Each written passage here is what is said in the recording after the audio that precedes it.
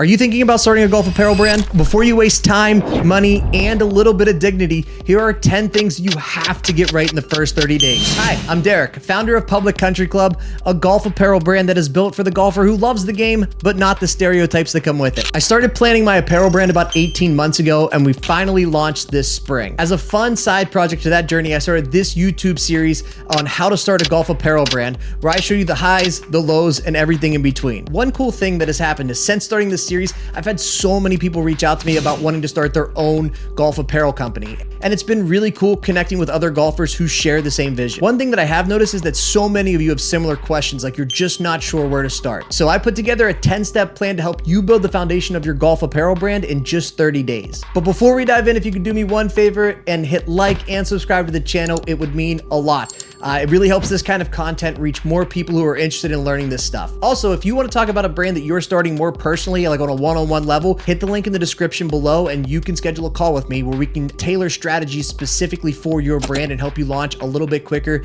and avoid making the same mistakes that I made when I first started. And with that out of the way, let's get started.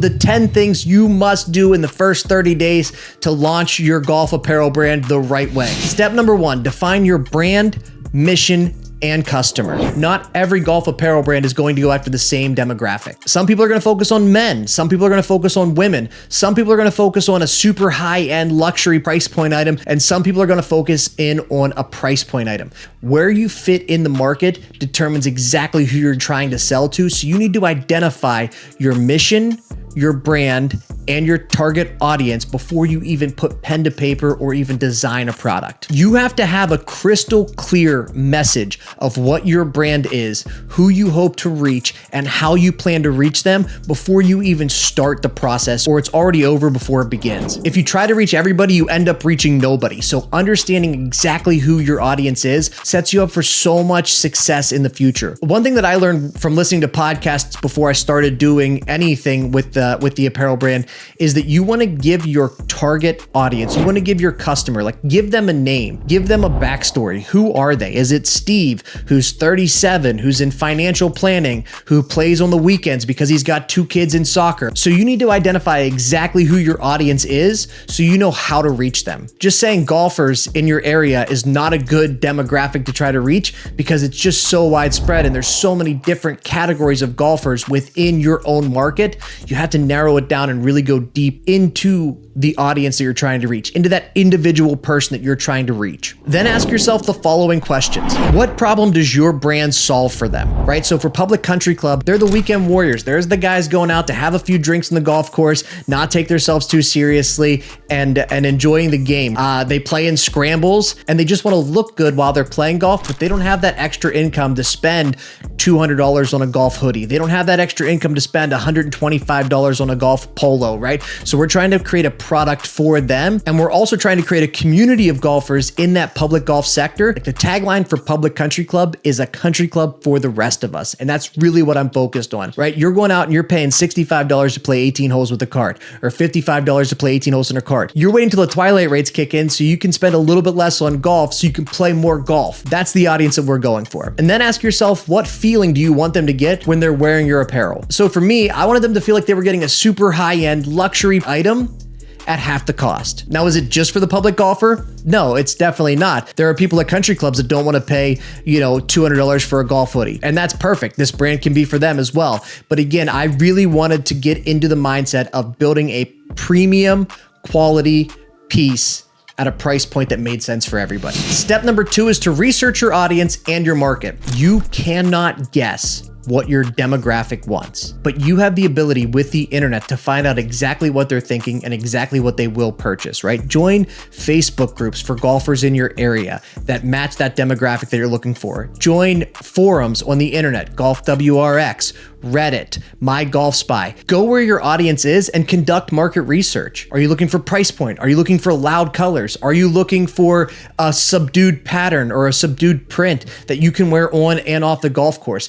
Really understand who your audience is and then understand what that audience is looking for. And when you do this, you may find out that this audience is already in line with exactly the product that you were about to build. And that's perfect. You can continue to go down that road and you can continue to build a product that those customers are going to love. What you may find out is that the audience that you thought you were going to reach doesn't have an interest in what you were planning to develop. At that point, you can do one of two things. You can go back to step number one and redefine your ideal customer, or you can lean in to the market. You're like, hey, I resonate more with the golfers that I'm trying to reach, but my brand doesn't. So then you can just readjust what you are about to offer so that way it makes sense for them. So when you do launch, they will purchase it. The last thing you want to do is develop a product for a customer who wants nothing to do with it. That's going to result in unsold inventory, and that's going to result in you spending more time and money than you have when you initially start, and your business will fail before it even gets off the ground. Step number 3 is where your brand finally starts to come to life. This is designing your brand concepts. This is why you started the journey in the first place, right? This is what you've been envisioning the whole time. Like, you want to see your product in golf shops or on the back of golfers as they're walking down the fairway. Like, this is why you started, and it all starts by nailing this. So this is where you're going to start to design some prints. You're going to start to play around with some color palettes to kind of get everything right so the look is exactly the way you want it. And then you're going to take those prints and those designs and turn them into mock-ups. And I know a lot of people out there are thinking like, hey, I've never designed a piece of apparel in my life. I just thought this would be a really cool project, right? How do I do a mock-up? And I want you to know that don't let these steps hold you up from getting to your end goal. If you don't have any clue on how to design a mock-up and you're not familiar with how to use Photoshop and software like that, you can always piece this work out, all right? You can use websites like Fiverr.com and Upwork.com to find freelancers who are fashion designers, who are graphic designers that can help you bring your brand to life, bring those ideas that you have and put them on a mock-up for you and make them look really good so they appear on your website and they look really crisp and really good on your website. It's a little bit of cost up front, but trust me when I tell you this, making your brand look bigger and more professional than it really is, or that maybe than you could, matters so much more in the eye of the consumer. So make sure you nail this. If you're not comfortable doing it on your own, Fiverr.com, you can find a freelancer who will do it, and you can set the budget for the project so you're not overpaying every time you need a mock-up. If you are going to be serious about this and want to move kind of quickly and you don't want to have to pay somebody every time you come up with a design, click the link below, schedule a one-on-one call with me, and I will walk you through exactly how I make my mock-ups so you're not waiting around. All right, step number 4, your designs are finalized, your mock-ups are ready to go, and now the fun and work kind of begins, right? Because now what you have to do is you have to find a supplier that matches your brand identity, your quality that you want, and who can deliver something in a timeline that makes sense for you. During this process, what you need to do is reach out to 5 or 6 different manufacturers that can produce golf apparel. You're gonna choose the top 2 to 3 suppliers that you reached out to get some samples made. Samples do take time. You're gonna be 40 to 60 days from order till you get them in your hands. But the things you need to be looking for when you pick a manufacturer are very simple. You need to look for somebody who's done this before and has pictures and images of quality that matches what you want. You also wanna see how responsive they are when you reach out to them. You should never wait more than a day to hear back from your supplier. And it's important to vet that process early, because if you're reaching out to a supplier and you're not hearing back from them for days and days and days on end, they're probably not super reliable. And right now in the beginning part of it, they're trying to court you. They want that order from you, right? So if they're not responsive now, they're not going to be responsive when they already have your money. So make sure you find a supplier that understands your vision, has the quality that you're looking for, and is responsive every time you need them, right? These people are the backbone of your brand. Outside the stories that you're going to tell, these people are the backbone of your brand, and they need to be able to deliver so that you can deliver. During this time when ordering samples, it's important to note that you should probably get a sample of every single piece that's going to be in your line. That way you can get it in your hands. You can feel it. You can test it out. You can take it around to your friends, get feedback. A mock-up that you love may not translate well when it's in your hands and you actually see it in person. It happened to me. Then you just scrap that. But it's easier to scrap one sample piece than 500 actual pieces that you're stuck with and can't sell. Not going to spend a ton of time on step number 5. Step number 5 is once you have everything planned out, go ahead and start building out your website, getting the pieces in place. So all you have to do is plug and play the products whenever they're in your hands. Build the website out. It does take a little bit of time, but give yourself plenty of time in those first 30 days to actually nail down the bones of your website. Personally, not sponsored. I like to use Shopify. They make it super easy to drag and drop everything that you need so you can build a website out in a matter of days, not weeks. One thing I will mention when you are setting up your website, make sure you have a clear call to action right at the top. So what I have on my website is literally a picture of a hoodie, and then over top of that, it just says golf's best hoodies, right? I'm trying to drive people to the hoodies because I know personally, I think I built a really strong product in that market, and And I know if someone purchases the hoodie, chances of them coming back to purchase another hoodie are high. Chances of them coming back to order the matching polo are even higher, right? So drive them to one specific product that you're the most proud of, and then everything else kind of falls in line. And now we're into even more fun stuff, but also more work. Step number 6 is where you create your social media platforms. Pick 1 or 2 social media platforms where you know golfers are extremely active and they're posting a lot of content. For golf, really, it seems like it's Instagram and TikTok. If you can get proficient at those 2 things, you have a really good chance of success. Don't just set up your profile, start creating content. Even if you don't have any pieces of your own apparel,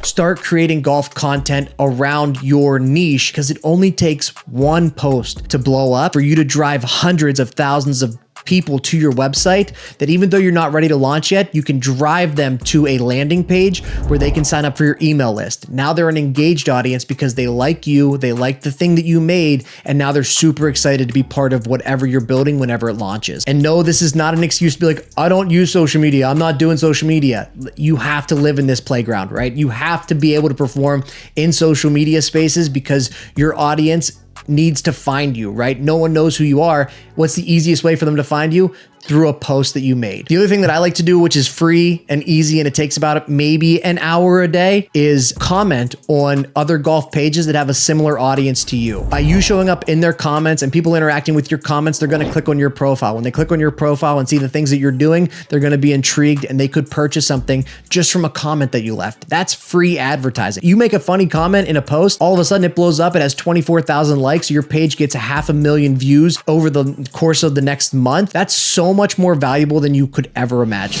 On to step number 7 is building out your email list before your brand launches. We touched on it a little bit in the last section, but this is so important. You look at the most successful companies in the world, they all have a massive email list. You can sell to people without advertising to them or hoping you find them. Drive people to your email list, get them to sign up. That way, when you're ready to launch, they are on your email list, they're engaged, you're getting right into their inbox, right? You don't have to wonder if your ad's reaching them, your email will reach them. That's one thing I wish I did earlier. I didn't take the email list as seriously as I wish I would have. We ended up launching with a couple hundred people on that email list, but now my thought looking back on it is like, we had such good success on our first launch. How much better would it have been had we had 5 times that amount of people on an email list? So drive people to an email list, get them to sign up. When you get people to sign up, keep them engaged, give them something to open that email for. You're going to get unsubscribes. Don't take it personally. People are just going to unsubscribe from your email list. It happens all the time. Do not take that personally. But what you can do is you can build a community of people before you even launch your product, right? Now you have people that are excited because they've seen your ads or they've seen your posts that you're making, and they're ready to be part of whatever you're about to build and release, and they want that. 10 days before launch, be like, hey, we're 10 days out, a little sneak preview of what we're doing. The first 10 people that email me back get 10% off. Whenever the store launches. Then 5 days out. Hey, we're 5 days out. The first 5 people that email me back get 15% off whenever the store launches. Hey, we're 3 days out. This is exciting. We're almost here. We're so close to the finish line. Build up that excitement with them, right? And then the day before the launch, be like, we are 24 hours away from kicking off the most exciting, most fun golf community that you guys have helped build. Make them part of your story. We're so excited that you're here. We're so excited that you're part of this, and we can't wait to see you in this, right? So for doing that, one person that emails us back is going to get their first order completely for free, right? Just builds that excitement, builds that commitment. They want to be part of it now because you've made them part of it. Number 8 is plan your launch. People overlook this part. They get so wrapped up in ordering and getting the samples in and getting everything ready to go.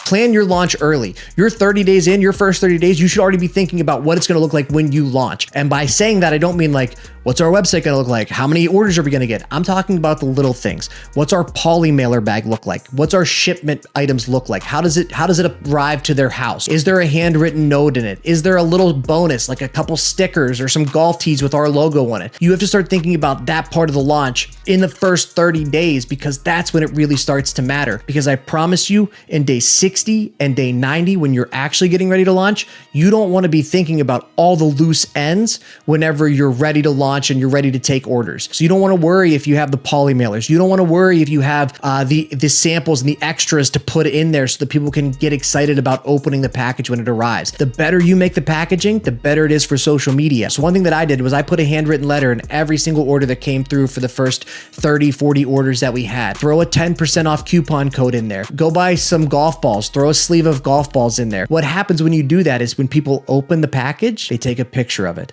They post that picture on social media, you repost that, and now other people are like, what am I missing out on by not ordering this? So it's really important to plan your launch now in the first 30 days, even though you may be 60 days out from actually sending an order in the mail. Step number 9 is a pretty easy one here. It's to create and test ads. You can take a picture of a mock-up, or you can take a picture, you can post a video of you doing something funny, or you just describing the brand like, hey, we're not quite there yet, but let me tell you about the greatest golf apparel brand that's about to come to life that we want you to be part of. Create that ad, create that intrigue, create that want to be part of something, right? So test those ads, get them ready to go, and start with small budgets, $5, $10 a day, run 3 to 5 different ads a month, and see which ones are performing well. Because now you know the format of what kind of ad performs well, so you can double down on it when you are ready to start taking orders. Also, don't fall in love with your ad strategy. There's no reason to fall in love with your ad strategy. Things will change, your ideas will change,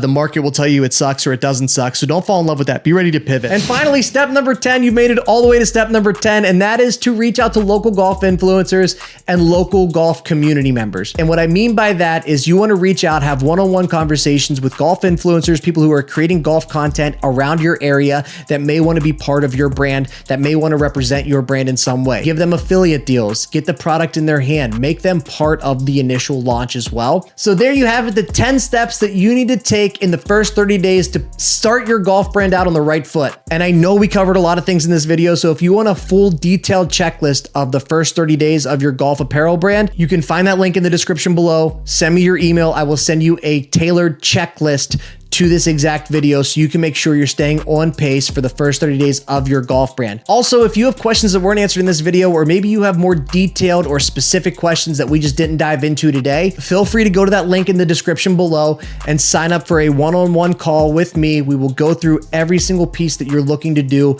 We will build your brand out. I will help you avoid the mistakes that I made. Until next time, hit them straight, good luck, and if you want to purchase any products from Public Country Club's catalog right now, you can do that by going to our website, publiccountry.club. Thank you so much for taking the time to listen to this video. Please do me a favor, like this video, and subscribe to the channel so you never miss any content that we put out.